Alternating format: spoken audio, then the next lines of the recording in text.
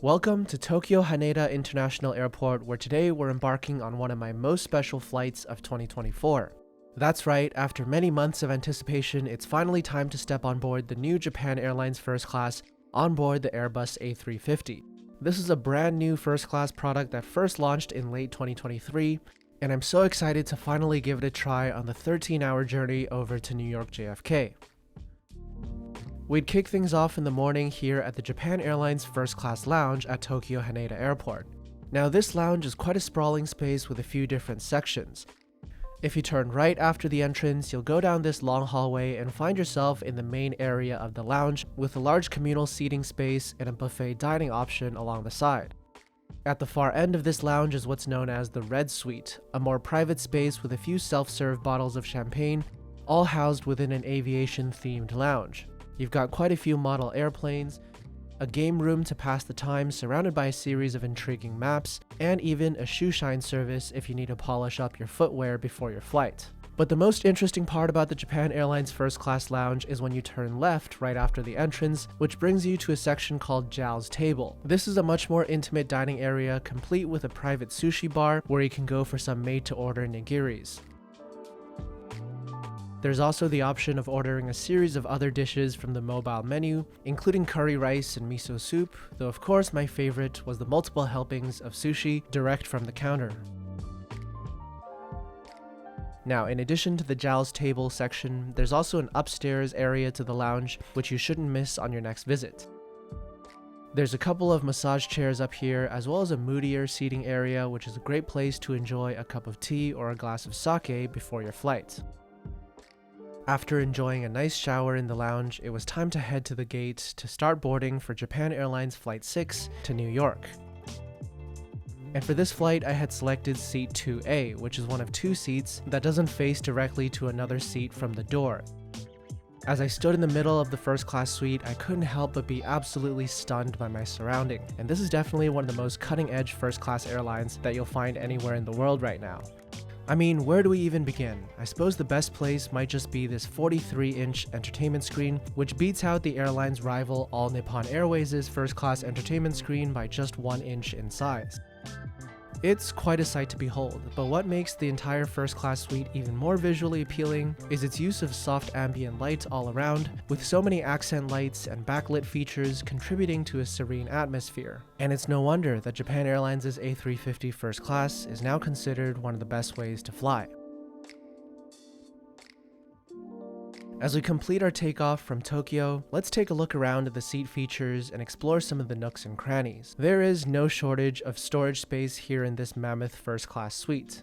You've got a couple of compartments of different shapes and sizes at the front of the suite, and by its side you've got a full-length closet with a slide-out mirror and a series of hooks and hangers.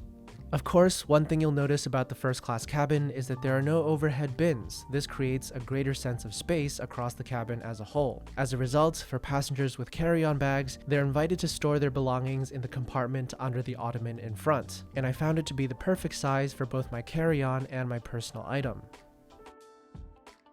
Now, besides just storage, one of the things that the A350 first class cabin does so well is also technology. You'll notice that there's a tablet right by your fingertips, which you can withdraw and hold within your hands, and this saves you from having to reach out all the way to touch the entertainment screen at the front.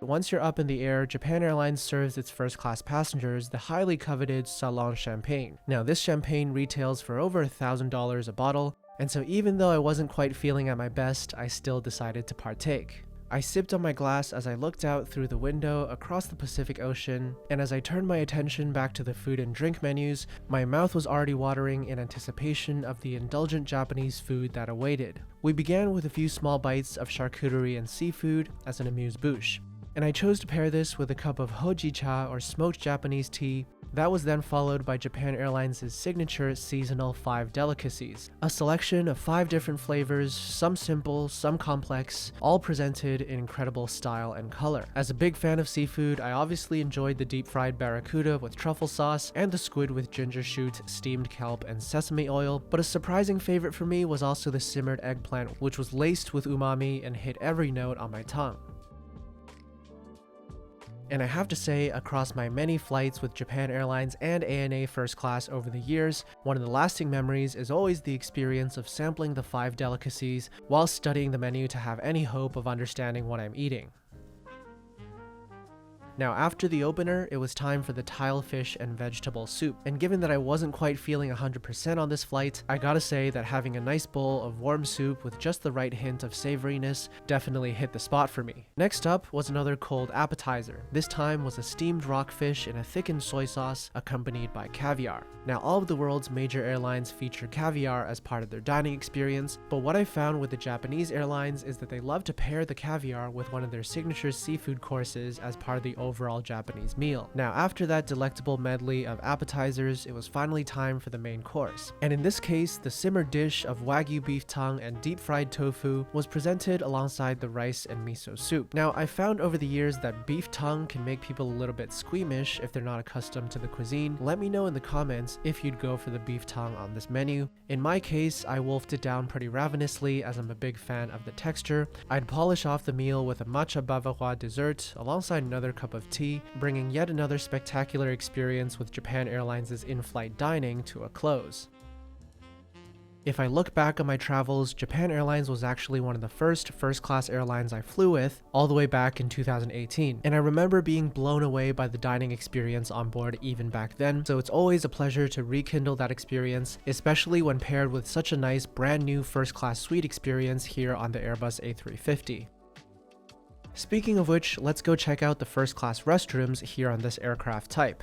As you can imagine, since this is a new aircraft, there's all sorts of different features, from a baby changing table to additional surfaces that you can fold down to sit on or to place your feet as you're changing into your pajamas. The garbage flap is controlled by a pedal at your feet, while the flush button is a remote sensor. I changed into my pajamas, which were this fairly unassuming shade of beige, made use of some of the skincare items, and then I returned to the cabin to find that the crew had made my bed for me in seat 1A just in front of my regular seat.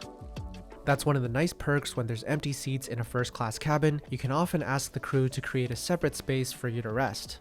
Now, I was definitely in need of rest on this flight because even though I had set an alarm to wake up with about 2-3 hours to spare, I ended up waking up with only about 90 minutes to go. And so what better way to restore my energy than to sample one of the most unique items on the beverage menu, and that's of course the Queen of Blue Deluxe Tea, which is served in something akin to a wine bottle and poured into a wine glass. This extremely smooth chilled tea retails for over $100 a bottle, and I thought it made for the perfect companion to a series of snack items that I ordered to finish off the flight. The beef curry rice was splendid, and the salmon trout rice bowl also hit the spot, but the surprise of the day has to be the tomato-based ramen. I wouldn't necessarily order tomato-based ramen as my first choice on the ground, but I have to say it was quite delicious, and I very much enjoyed every bite. As the streets and buildings of New York came into view, I sat back in my seat and took a moment to marvel at my surroundings. Japan Airlines A350 First Class is definitely up there with some of the best first-class airlines that I've had the pleasure of flying. After many years of being known for more of their soft product in terms of food and service, rather than the hard product which was starting to show some signs of age, Japan Airlines has very much rolled out a revolutionary first class on board their new A350s. The amount of space in the suite is incredible, the technology ticks all the boxes, and the sheer sense of ambiance is quite unparalleled compared to anything else that I've flown. As other leading airlines around the world refresh their premium offerings going into 2025 and beyond, Japan Airlines has very much set the standard as one of the best of the best. I just wish that I was in slightly better health so that I could fully maximize this particular flight, but I'll just have to look forward to next time, hopefully with a companion so that we can fully maximize the space. Until then, thank you for watching, and I'll see you on the next trip.